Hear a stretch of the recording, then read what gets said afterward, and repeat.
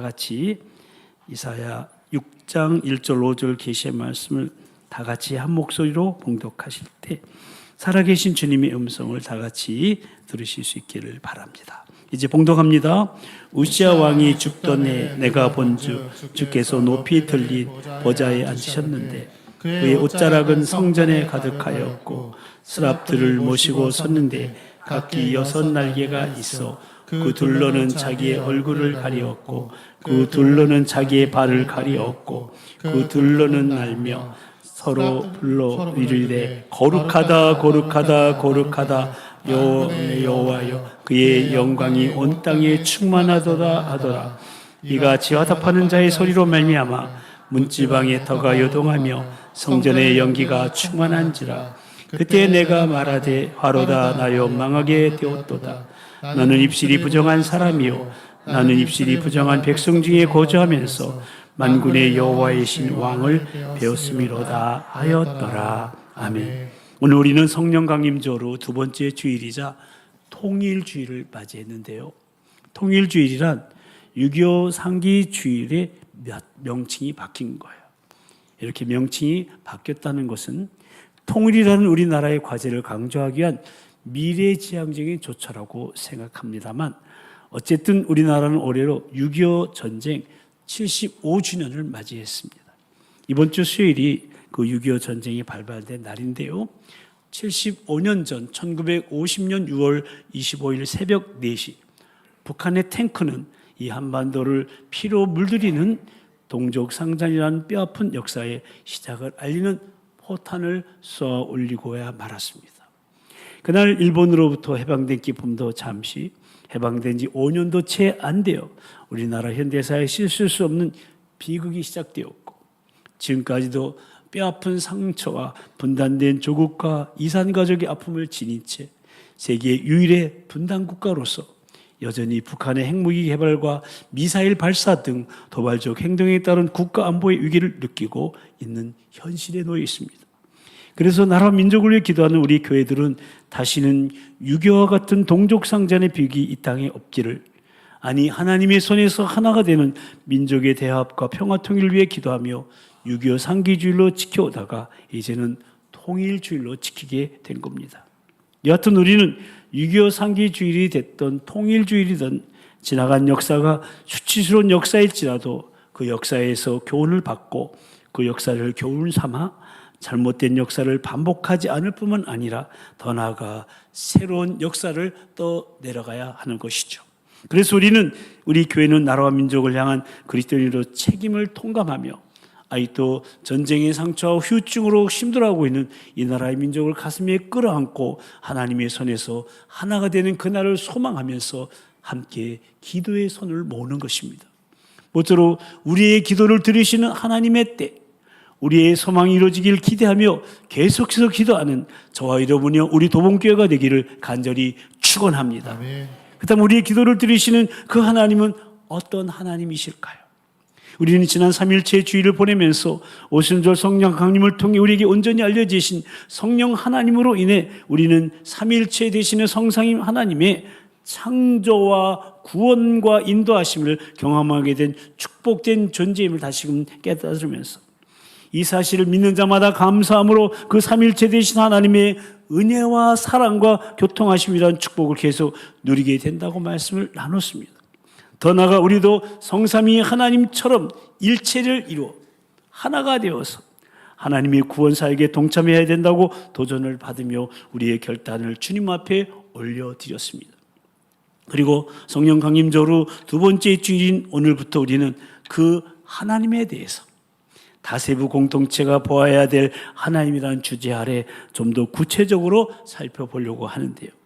그 이유는 그 하나님을 제대로 보고 제대로 알아야 제대로 된 신앙생활을 영위하며 능력 있는 그리스도인으로 하나님이 부르심에 합당한 삶을 살아갈 수 있기 때문입니다. 로마서 1장에 보면 하나님을 알되 하나님을 영화롭게도 아니하며 감사하지도 않는다고 말했어요. 여러분, 이렇게 하나님을 안다는 것은 하나님을 제대로 아는 사람이 아니죠. 하나님을 제대로 한다면요, 어떻게 그 하나님을 영화롭게 기쁘게 해드리지 않겠어요? 하나님을 제대로 한다면 어떻게 그 하나님께 감사하지 않을 수 있겠느냐 하는 거예요. 하나님에 대한 참된 지식이 없기 때문에, 하나님을 제대로 알지 못하면서 안다고 하기에 하나님에 대한 무지와 오해로 인해 하나님을 영화롭게도 아니하고 하나님께 감사하지도 않으면서, 더 나아가 하나님을 조롱하면서 만홀히 여기까지 하는 겁니다. 하나님을 제대로 주목해서 보고 하나님이 어떤 분인지 알려고 하지도 않습니다. 하나님에 대해서 흘려 듣고 언뜻 봅니다. 중요하게 생각하지도 않는 겁니다. 대충 하나님은 이런 분이시겠기니 하고 쉽게 생각합니다. 그래도 된다고 생각합니다. 그걸로 하나님을 안다고 생각하고 그런 하나님을 섬기면서 예배합니다. 그래서 진짜 하나님을 알고 하나님과 교제하는 영생의 삶을 제대로 누리지 못하고 살아갑니다. 여러분, 영생이 무엇입니까? 성경은 분명히 말합니다.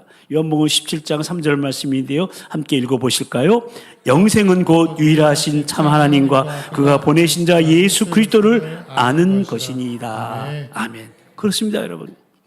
유일하신 참 하나님과 그분의 보내신 예수 그리스도를 아는 것이 바로 영생입니다. 그러니까 영생은 삶의 길이의 문제가 아니라 삶의 질을 말하는 거예요. 그래서 영생을 사는 사람은 친밀하게 하나님을 알며 하나님과 함께 살아가기에 하나님께서 사람을 창조하면서 의도하셨던 그런 풍성한 삶, 진정 행복한 삶을 이 땅에서도 살아가게 되는 겁니다. 시편 50편에 보면요, 이스라엘 백성들을 향한 하나님의 책망이 나와요. 특별히 하나님께서는 그들의 예배를 책망하셨고요, 또 하나는 그들의 삶, 그들의 생활을 책망하셨어요. 오늘 시편 50편 7절에 13절 말씀인데 좀 길지만 함께 읽어보실까요? 내 백성아 들을지어다 내가 말하리라. 이스라엘아 내가 내게 증언하리라. 나는 하나님 곧 내 하나님이로다. 나는 내 재물 때문에 너를 책망하지는 아니하리니 내 번제가 항상 내 앞에 있음이로다. 내가 내 집에서 숫소나 내 우리에서 순념소를 가져가지 아니하리니 이는 살림의 짐승들과 뭇 산의 가축이 다 내 것이며 산의 모든 새들도 내가 아는 것이며 들의 짐승도 내 것이미로다. 내가 가령 줄여도 내게 이르지 아니할 것은 세계와 거기 충만한 것이 내 것이미로다. 내가 수소의 고기를 먹으며 염소의 피를 마시겠느냐. 그러니까 백성들은 하나님께 제물을 가져왔는데 마치 그들이 아니면 하나님이 굶어 죽을 것이라도 한 것처럼 하나님께 번제를 드렸다는 말이에요. 그래서 하나님 그들에게 도대체 너희는 나를 어떤 하나님으로 생각하고 있느냐고 물으시는 거예요. 물론 그 이스라엘 백성들은 하나님을 그들이 먹여 살려야 하는 그런 존재라고 대답하진 않았을 겁니다. 하지만 그들의 예배가 그러했던 것입니다. 그들이 하나님을 제대로 보고 있지 않았기 때문입니다. 하나님이 어떤 분이신지 알고 그에 합당하게 행하는 것을 중요하게 생각하지 않았던 겁니다. 그러니 자기들이 편한 대로 예배를 드린 거예요.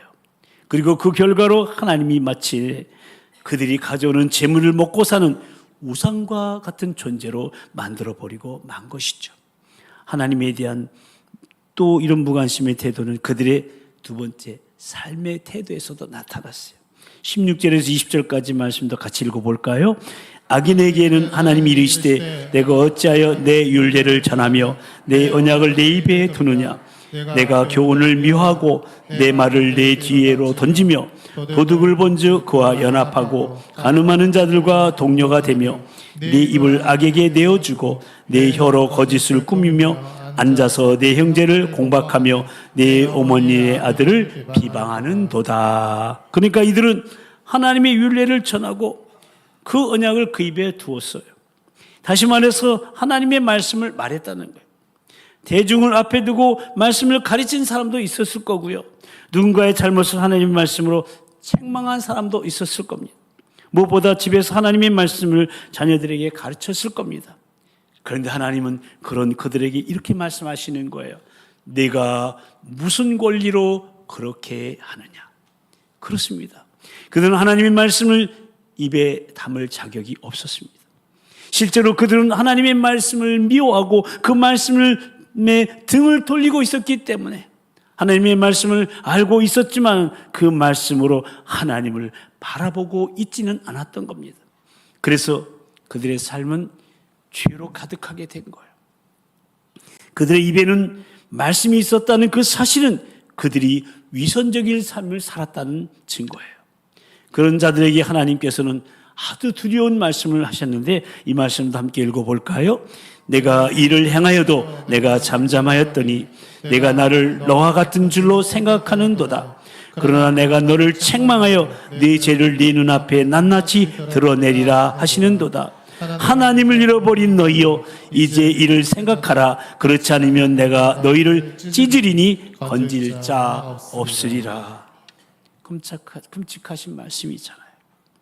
하나님은 악인에 대해서 오래 참으셨지만 이제는 그들의 죄를 모두 드러내고 심판하실 것을 선포하시면서 이들은 하나님을 잃어버린 너희여라고 부르셨던 거예요. 그렇습니다. 문제는 이들이 하나님을 잊었던 거예요. 하나님이 어떤 분이신지를 잊고 함부로 대한 거예요. 마음대로 행동한 거예요. 하나님은 하나님을 알지 못하고 자신들과 같은 사람으로 보고 있던 이 사람들에게 하나님은 싸늘하게 최후에 경고를 하시면서 이렇게 말씀하셨습니다. 내가 나를 너와 같은 줄로 생각하였도다. 그렇습니다. 여러분, 하나님을 하나님의 자리에서 끌어내리면 안 되는 거예요. 우리는 하나님의 형상으로 지음 받았지만 그렇다고 해서 하나님을 우리와 같은 존재로 여기면 안 되는 거예요. 하나님은 우리를 사랑하시고 우리를 찾아오시고 우리 가운데 계시지만 그렇다고 해서 하나님이 우리와 같은 존재는 아니라는 거예요. 하나님을 친밀하게 느껴야 되지만 그 하나님이 성경에서 말씀하는 그런 하나님이 아니라면 그 친밀함은 우상숭배와 다를 바가 없는 것이죠. A.W. 토저는 하나님의 속성에 관한 그의 책에서 기독교가 하나님에 대한 고상한 신관을 잃어버려서 경박해졌다고 말합니다.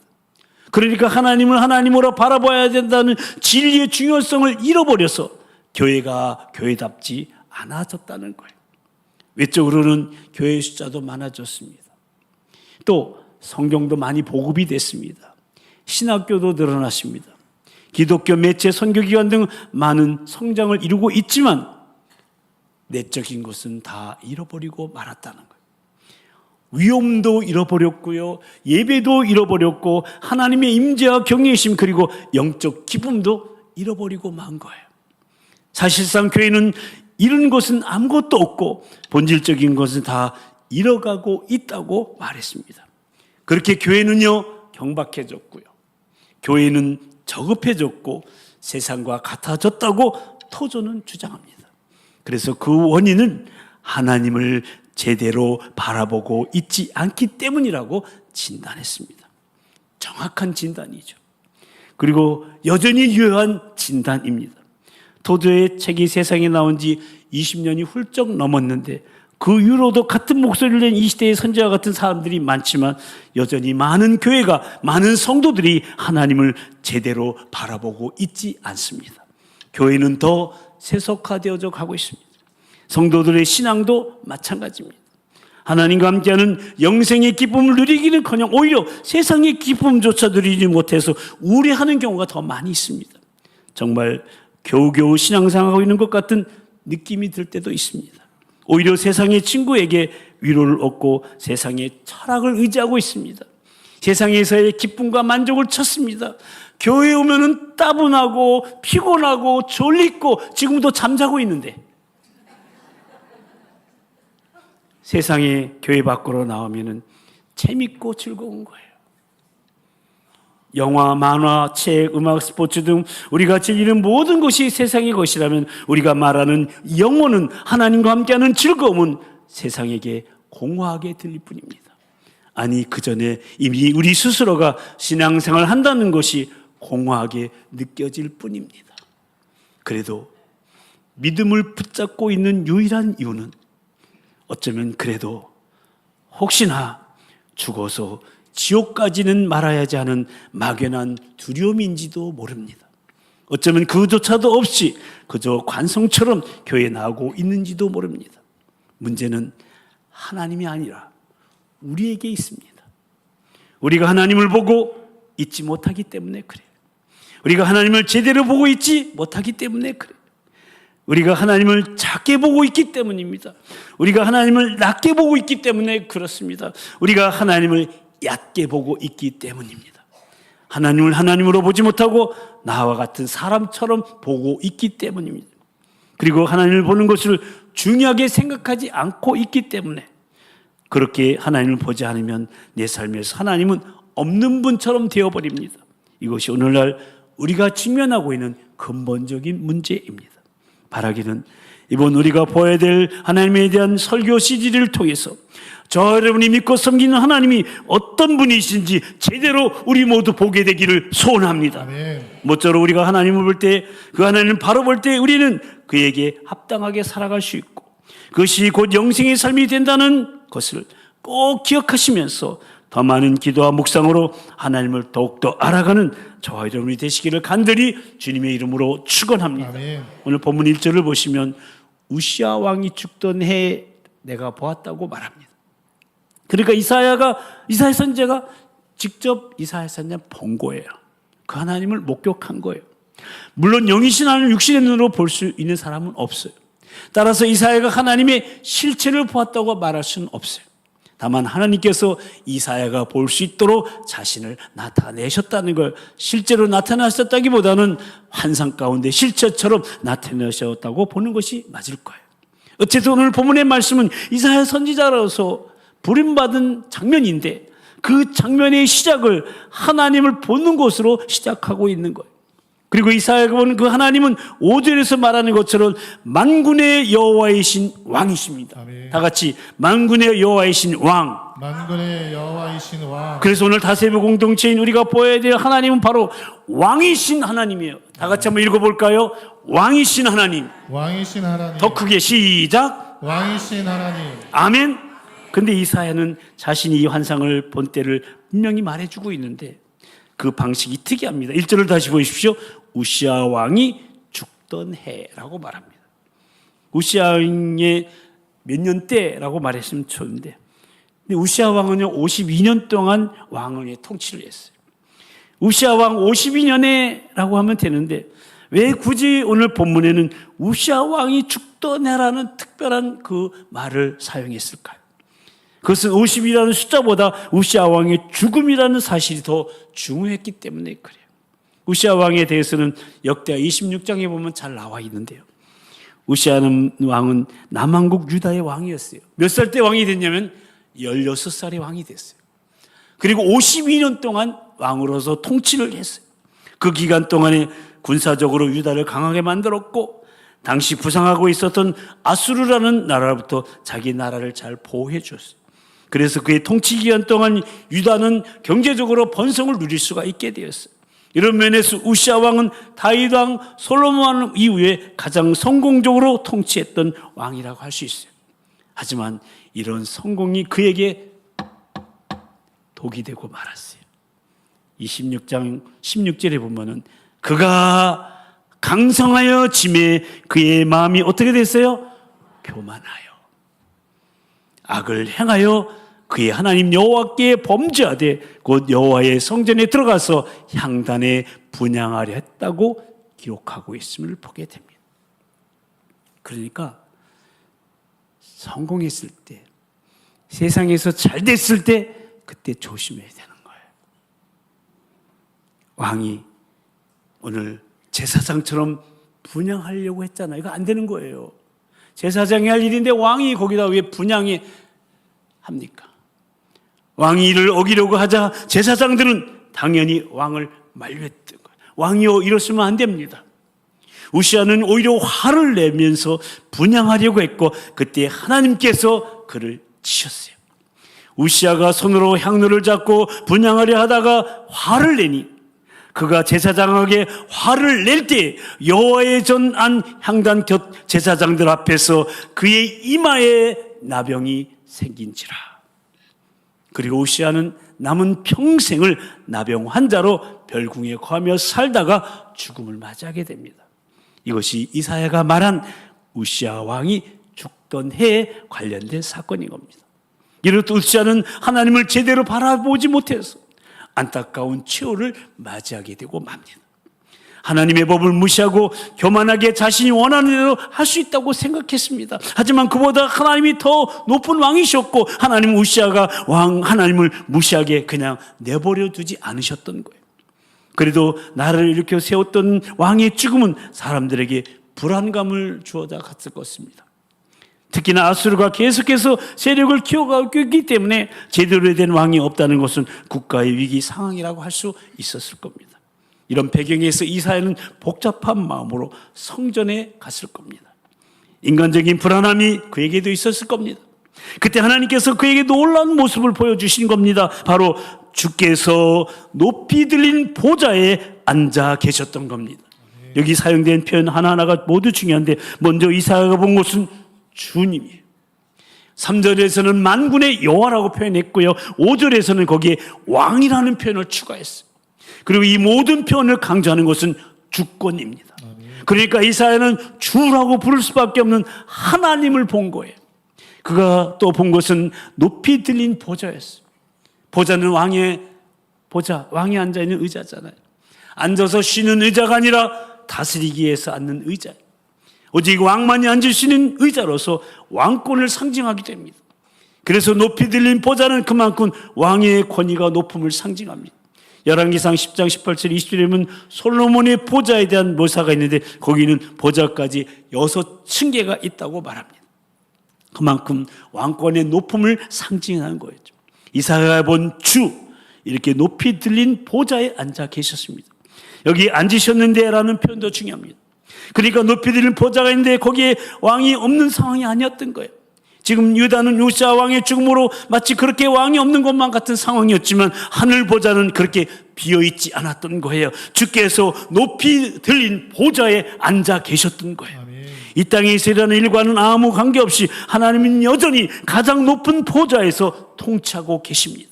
사실 이 땅에 일어났던 그 일, 즉 우시아 왕의 죽음도 하나님께서 계획하신 일이었어요. 사람들에게는 놀랄 일이었지만 하나님께는 아니었어요. 여기에 더해서 그의 옷자락은 성전에 가득했다고 말합니다. 옷자락이 길다는 것은 단순히 어떤 옷을 입고 있으니 말하는 것이 아니에요. 왕의 옷은 화려하고 길었어요. 그리고 그것이 왕의 위엄을 보여주는 거예요. 따라서 보좌에 앉으신 주의 옷자락이 성전에 가득했다는 것은 그만큼 하나님의 왕으로서 위엄을 나타내시며 통치하고 계심을 의미하고 있는 거예요. 그리고 2절에서는 수종드는 존재들이 언급되고 있는데요. 우리 말씀 함께 읽어보겠습니다. 스랍들이 모시고 서는데 각기 6날개가 있어 그 둘러는 자기의 얼굴을 가리었고 그 둘러는 자기의 발을 가리었고 그 둘러는 날며, 여기에 나오는 스랍은 천사들로서 하나님을 섬기는 존재들인데 여기를 지역은 성경 어디에도 나오지 않은 거예요. 에스겔에 나오고 있는 그룹들과 유사하지만 동일한 대상을 지치지 않는다고 보긴 어려워요. 그나마 가장 유사한 것은 요한계시록 4장 8절에 나온 네 생물입니다. 6날개를 가진 것이나 찬양한 내용이 유사합니다. 어쨌든 이사야는 특히 스랍들이 가진 6날개에 주목했어요. 날개는 당연히 날기 위해서 있는 것이니 아마도 이들은 6날개로 빠르게 날릴 수 있었을 것이라고 추정할 수 있습니다. 하지만 여기서 스랍들은 2날개로만 날고 있었고요. 다른 2날개로 얼굴을 가렸고 다른 2날개로는 발을 가리고 있었던 거예요. 그 이유가 무엇입니까?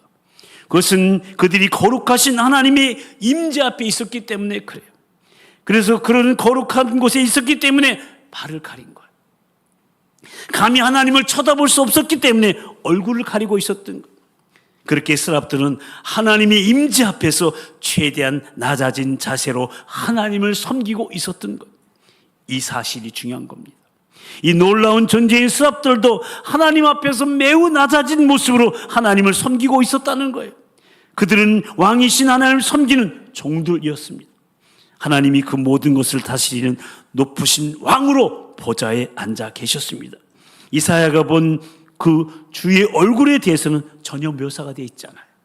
어쩌면 그런 모습이 상세하게 다 보이지 않아서일 수도 있지만 그만큼 왕이신 하나님께서 이사야가 가까이 할 수 없는 높은 보좌에 앉아 계셨던 것일 수 알 수 있습니다. 사실 주의 얼굴에 있어서는 그게 중요하지 않아요. 중요한 것은 뭐냐? 그분이 다스리고 계신다는 거예요. 아멘. 사실로 이사야는 그 사실로 안심할 수 있었어요. 자신이 불안했던 마음을 회개할 수 있었을 겁니다. 하지만 여기서도 이사야가 하나님을 어떤 왕으로 보고 있었는가, 실제적인 그의 반응에 영향을 미칩니다. 만약 하나님께서 이스라엘이라는 나라의 신으로만 생각했다면 하나님이 얼마나 높은 보좌에 앉아 계시니 여전히 불안했을 거예요. 하지만 아수르의 신은 더 높은 보좌에 앉아 있을 수도 있기 때문에 그래요. 하지만 성경이 말하는 왕이신 하나님을 제대로 보고 알고 있었다면 전적으로 안심할 수 있었을 거예요. 그렇습니다. 사랑하는 성도 여러분, 성경에서 말하는 하나님은 단지 이스라엘만의 왕이 아니시고 모든 왕국의 왕이세요. 아멘. 대한민국의 왕도 누구세요? 이재명이에요? 아니에요. 하나님이세요. 왕 땅과 거기 충만한 것과 세계와 그 가운데에 사는 자들은 다 누구 거예요? 여호와의 것이로다. 아멘. 아멘. 여호와께서 다스리시니 스스로 권위를 입으셨도다. 여호와께서 능력의 옷을 입으시며 띠를 띠셨으므로 세계도 견고히 서서 흔들리지 아니하는도다. 아멘. 큰일 났어. 제가 이재명 대통령 왕이 대통령 아니라고 해서 큰일 났어. 누가 신고할 것 같아. 그런 의미가 아니었어요. 아셨죠? 그리고 하나님은 단지 믿는 자들의 왕도 아니세요. 하나님은 모든 사람, 모든 피조물의 왕이세요. 아멘. 로버트 찰스 스포롤은 이 세상의 분자 하나도 하나님의 주권에서 벗어날 수 없다고 말했어요. 모든 만물, 모든 영역에 있어서 왕이신 분이 바로 우리 하나님 아버지세요. 아멘. 또 하나님은 어느 순간에만 왕으로 계신 분이 아니고 영원한 왕이세요. 여호와께서는 영원 무궁하시도록 왕이시니 이방 나라들이 주의 땅에서 멸망하였나이다. 아멘.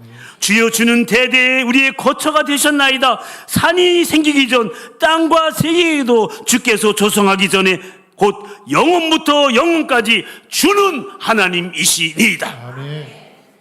그렇습니다. 하나님은 한군 순간에만 통치하시는 그 왕이 아니라 영원부터 영원까지 변하지 않는 모든 나라, 모든 민족, 온 세계의 왕은 하나님 아버지십니다. 아멘. 마지막으로 우리가 하나님을 왕이라는 사실을 인정하든 인정하지 않든 하나님은 왕이십니다. 시편 33장 10절에 12절 말씀 함께 읽어볼까요? 여호와께서 나라들의 계획을 폐하시며 민족들의 사상을 무효하게 하시도다. 여호와의 계획은 영원히 서고 그의 생각은 대대에 이르리로다. 여호와를 자기 하나님으로 삼은 나라 곧 하나님의 기업으로 선택된 백성은 복이 있도다. 아멘. 그렇습니다. 인간들이 세운 계획은 하나님 앞에서 무너질 수밖에 없어요. 우리가 무엇을 계획하든지 하나님과 계획과 다르면 잘못될 거예요. 우리가 왕이 아니라 하나님이 왕이시기 때문에 그래요. 이사야가 처음 만난 하나님은 왕이신 하나님, 온 만물의 주관자이셨어요. 이런 하나님의 존재를 부인하는 사람도 있지만 그것과 상관없이 하나님은 왕으로서 지금도 세상을 붙잡고 통치하고 계십니다. 아멘. 모쪼록 그 왕이신 하나님을 제대로 보고 자신의 하나님으로 삼고 의지하며 더 나아가 왕이신 하나님 높이며 증거하는 진정 복된 자들로 영생을 살아가는 저와 여러분이 우리 모든 도봉에 속한 가족들이여 다세보 공동체인 우리 교회 되기를, 우리 차영지대 되기를, 그리고 이 나라 민족이 되기를, 왕으로 하나님을 인정하고 고백하게 되기를 우리 주님의 이름으로 간절히 축원합니다. 아멘. 오늘은 제가 기도할게요. 하나님 아버지, 오늘 이사야가 처음 본 온 세상의 주관자이시며 왕이신 하나님에 대해서 생각해 보면서 하나님에 대한 지식과 하나님을 향한 우리 자신의 솔직한 마음을 들여다보며 하나님을 믿고 섬기는 우리 자신의 태도를 돌아보며 기도하게 하시오니 참으로 감사를 드립니다. 여전히 하나님을 영어롭게도 하지 아니하고 감사하지도 않으면서 마음이 허망하여져서 하나님을 조롱하고 만홀히 여기며 하나님을 향하여 함부로 대하고 있는 우리 자신의 모습을 깨닫고 회개합니다. 용서하여 주시고 더 많은 기도와 말씀 묵상으로 하나님을 더욱더 알아가게 하여 주시고 하나님은 하늘을 바라보고 진리를 회복하여 교회다운 교회로 성도다운 성도로 다시 서게 하여 주시옵소서. 잃었던 예배가 회복되고 하나님의 임재와 경외심 그리고 영적 기쁨도 회복되어 하나님과 함께하는 영생을 누리며 살아가는 실로 하나님을 자기 하나님으로 삼은 나라 곧 하나님의 기업으로 선택된 백성의 복을 누리는 우리요 우리 가정이요 우리 교회요 이 나라 이 민족 되게 하여 주시옵소서. 우리가 가는 곳마다 서는 곳마다 주님의 왕이심을 이미 선포되며 우리의 심령이 우리의 삶이 우리의 일곱 일수적이 주님의 다스림으로 온전히 세워져서 왕이신 하나님이 높여지며 증거될 수 있도록 성령님 우리를 우리 가정 우리 교회를 이 나라의 민족을 특별히 우리 미래인 다음 세대를 그 도구로 사용하여 주시옵소서. 미사옵고 우리를 통해 높임을 받으실 왕이신 우리 주님의 이름으로 간절히 기도드리옵나이다. 아멘. 다 같이 일어나셔서 주님만이 왕이십니다 찬양하시겠습니다.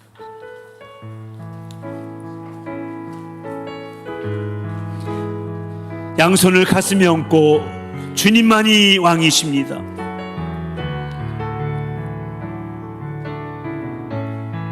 주님만이 왕이십니다. 주님만이 왕이십니다. 아멘. 주님만이 왕이십니다.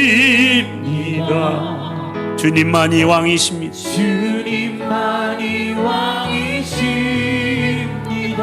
내 삶에 내 삶에 내 삶에 내 삶에 내 삶에 내 삶에